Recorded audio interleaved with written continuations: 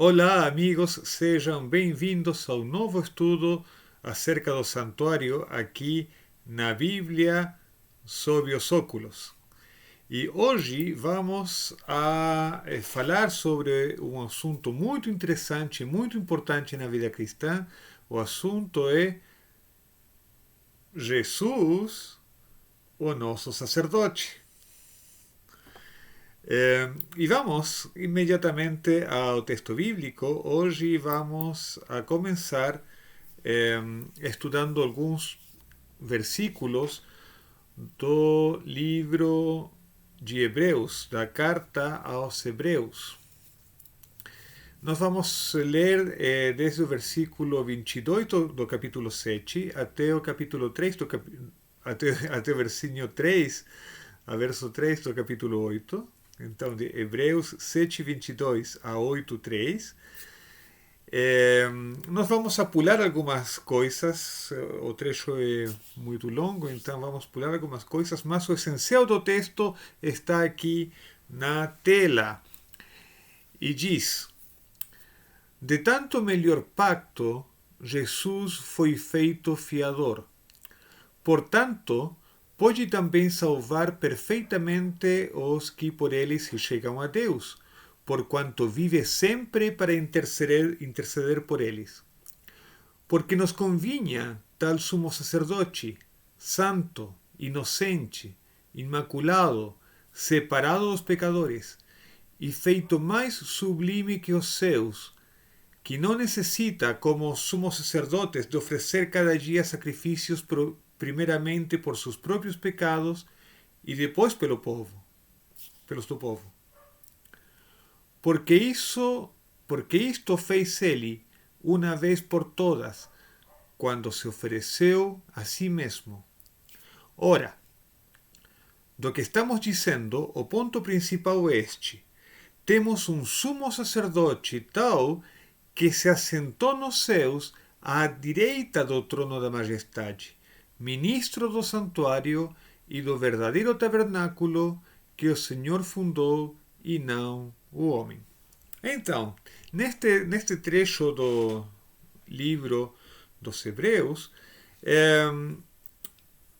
somos informados, o texto nos ensina, que Jesus foi feito sumo sacerdote do melhor pacto.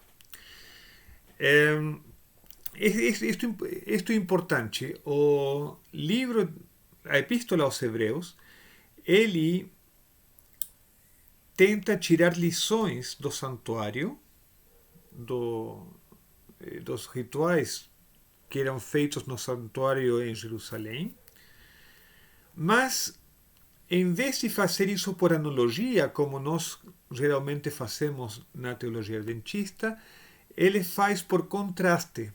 Ele salienta as diferenças que tem entre o que era feito no santuário de Jerusalém e o que faz Jesus como sumo sacerdote do novo pacto no santuário celestial.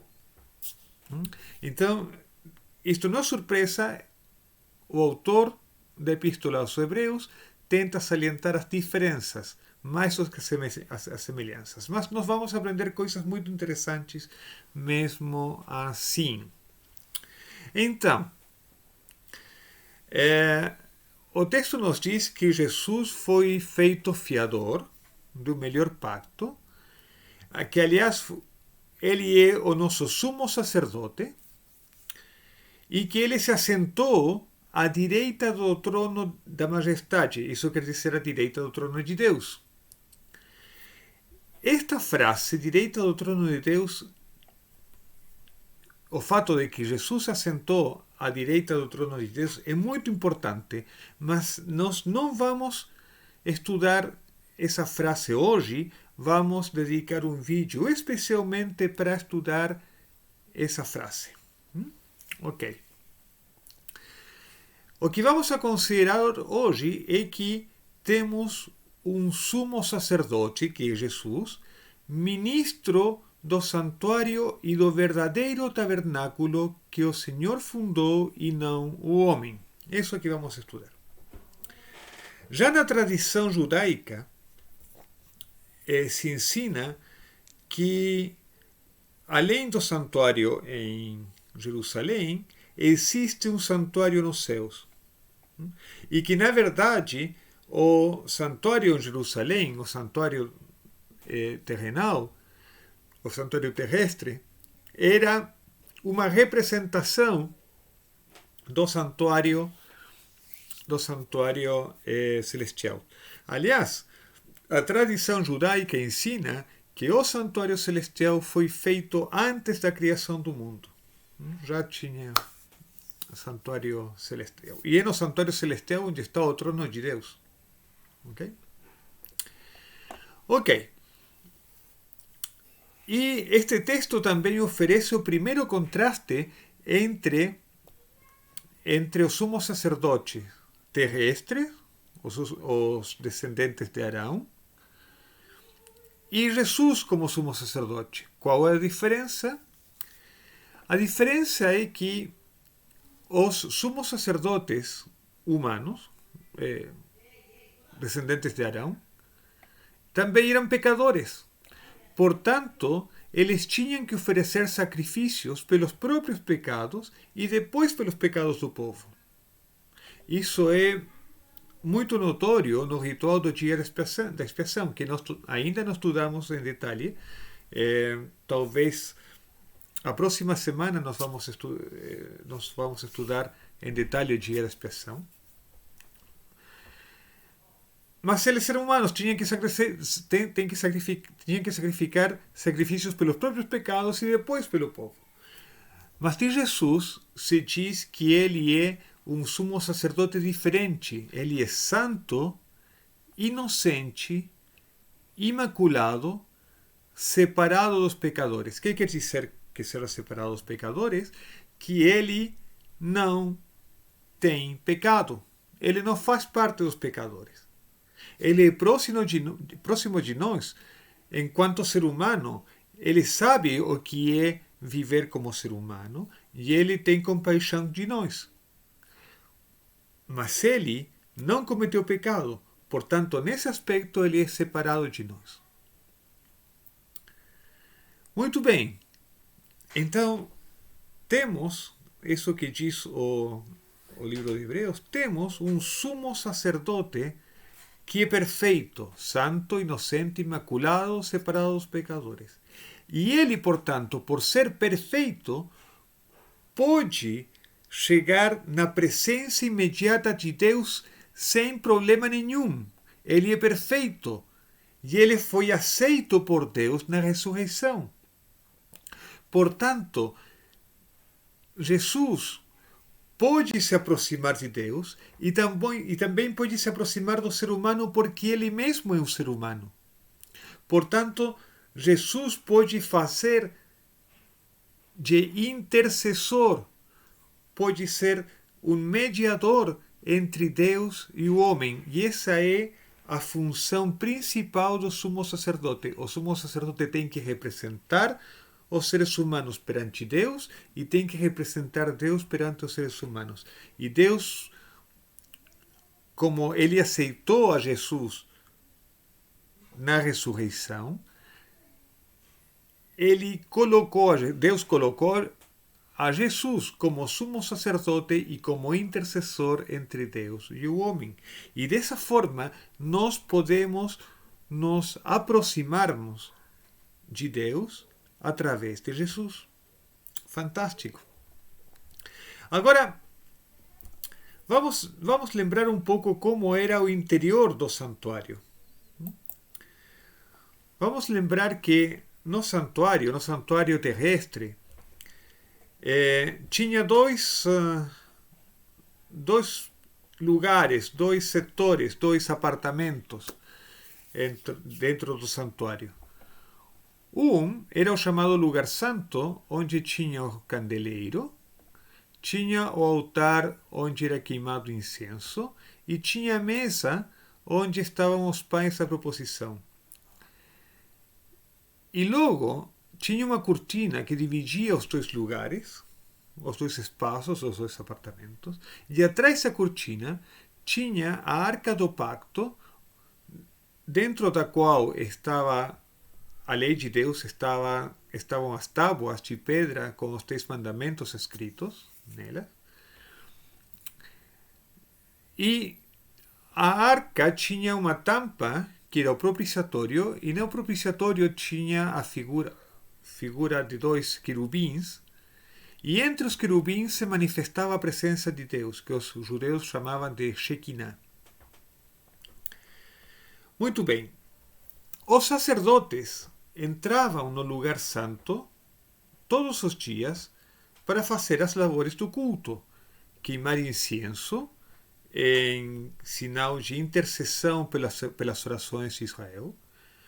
O sacerdote também tinha que orar por Israel. E ele, todos os dias, de manhã e de tarde, tinha que colocar óleo, azeite, nas lâmpadas do candeleiro para manter o fogo aceso. Ok? Aliás, quem entrava no lugar santo todos os dias não era o sumo sacerdote, eram sacerdotes comuns. O sumo sacerdote somente o trabalho principal dele era que ele era o único que podia entrar no lugar santíssimo durante o dia da expiação. Somente nesse dia do ano o sumo sacerdote podia entrar no lugar santíssimo para fazer a dia da expiação, mas disso vamos falar talvez a próxima semana. Ok. Vamos. O importante que temos que lembrar hoje é o candeleiro. Esse é o assunto importante de hoje. Por quê? Porque em Apocalipse, no capítulo 1, João tem uma visão. E ele conta a visão desta maneira. Ele diz: leio Apocalipse capítulo 1, verso 10 ao 20.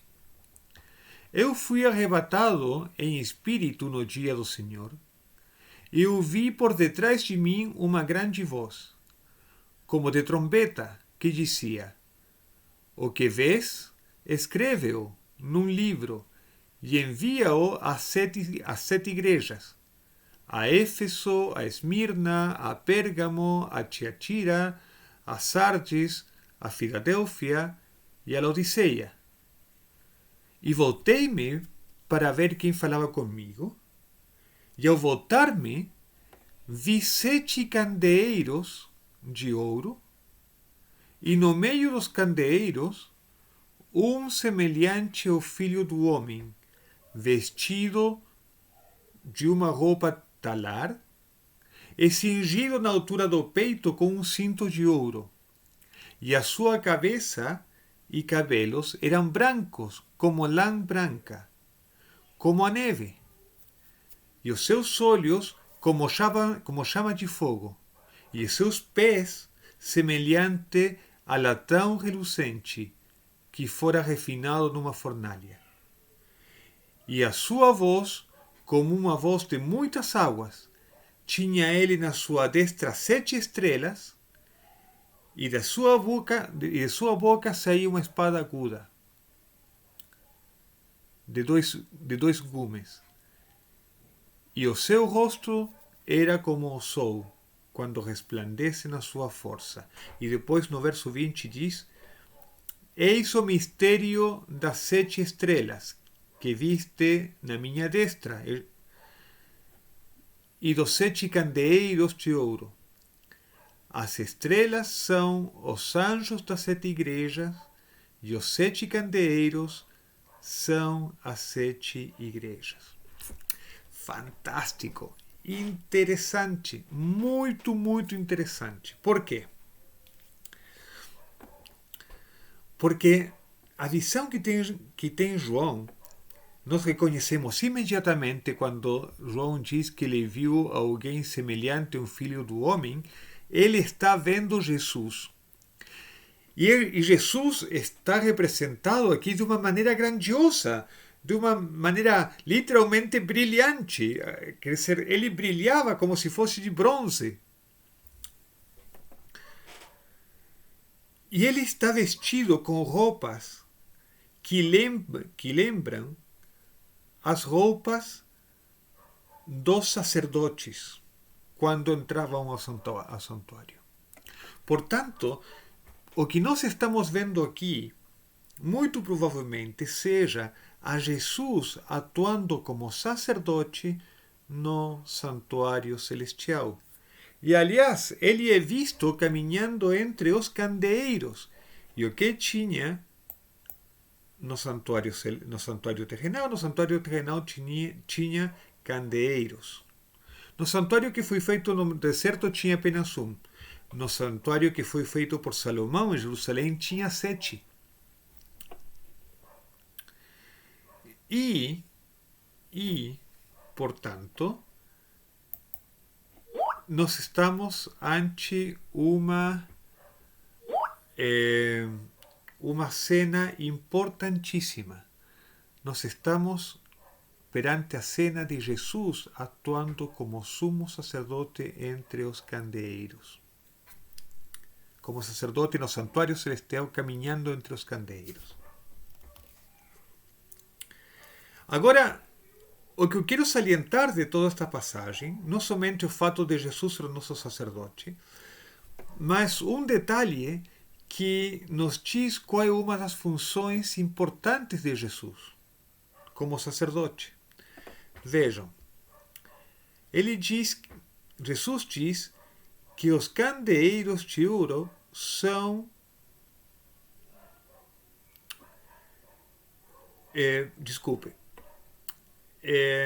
ele diz: o mistério das 7 estrelas que viste na minha destra e dos 7 candeeiros de ouro é este daqui. As estrelas são os anjos das 7 igrejas e os 7 candeeiros são as 7 igrejas. Veja bem. Se nós levamos a sério o que diz Jesus, quer dizer que no santuário terrestre o candeeiro representava a igreja. A igreja é o conjunto de todos aqueles que são fiéis a Deus. É dizer, é o povo de Deus, é a representação do povo de Deus. Agora bem, o que é que tinha que fazer o sacerdote todos os dias, pela manhã e pela tarde, quando entrava ao santuário? O sacerdote tinha que colocar azeite nas lâmpadas do candeeiro para que as lâmpadas iluminassem sempre. Vamos levar esta imagem longe. O que está dizendo, o que está insinuando o Apocalipse é que o ritual de colocar azeite nas lâmpadas do candeeiro é uma representação do trabalho que o sacerdote tem que fazer no povo de Deus. Em particular, o trabalho que Jesus está fazendo no santuário celestial. Um dos trabalhos de Jesus é todos os dias, de manhã e de tarde, colocar azeite nas lâmpadas do candeeiro. Quer dizer, colocar azeite nas lâmpadas da igreja. E por que tem que colocar azeite nas lâmpadas da igreja? Para que as lâmpadas da igreja, para que a igreja possa iluminar. Para que a igreja tenha o fogo sempre aceso. Agora veja bem, no simbolismo bíblico, o óleo, o azeite,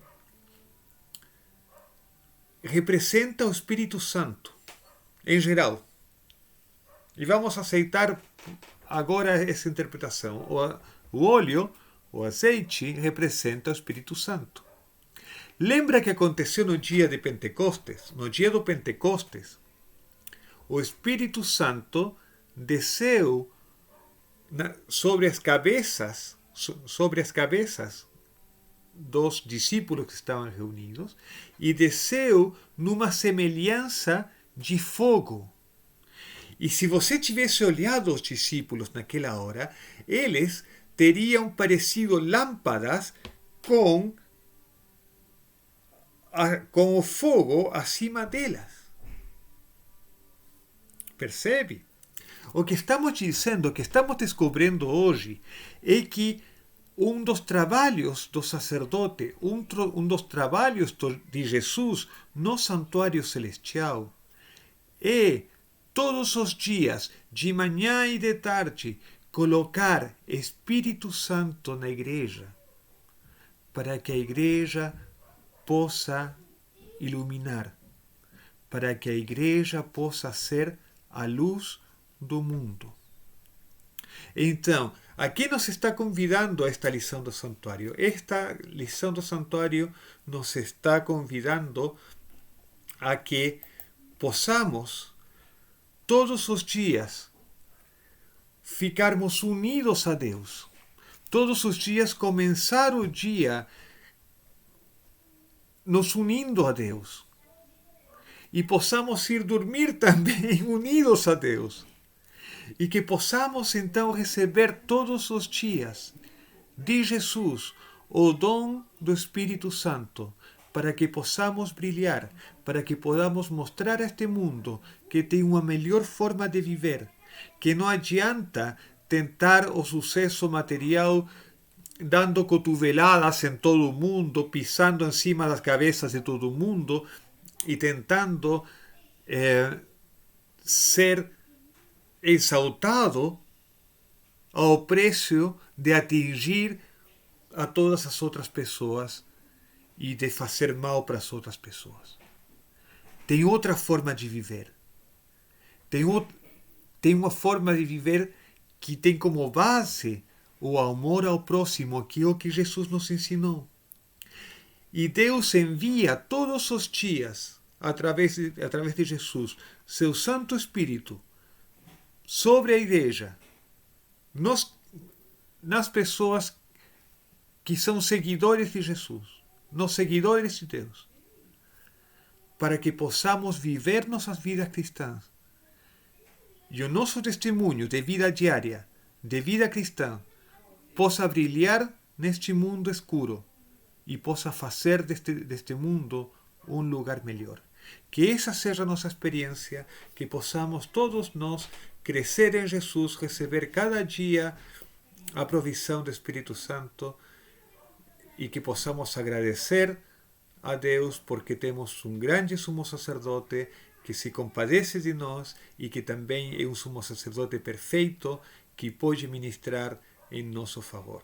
Que Deus nos abençoe, é o meu desejo, e a gente se encontra no próximo estudo acerca do santuário. Até mais!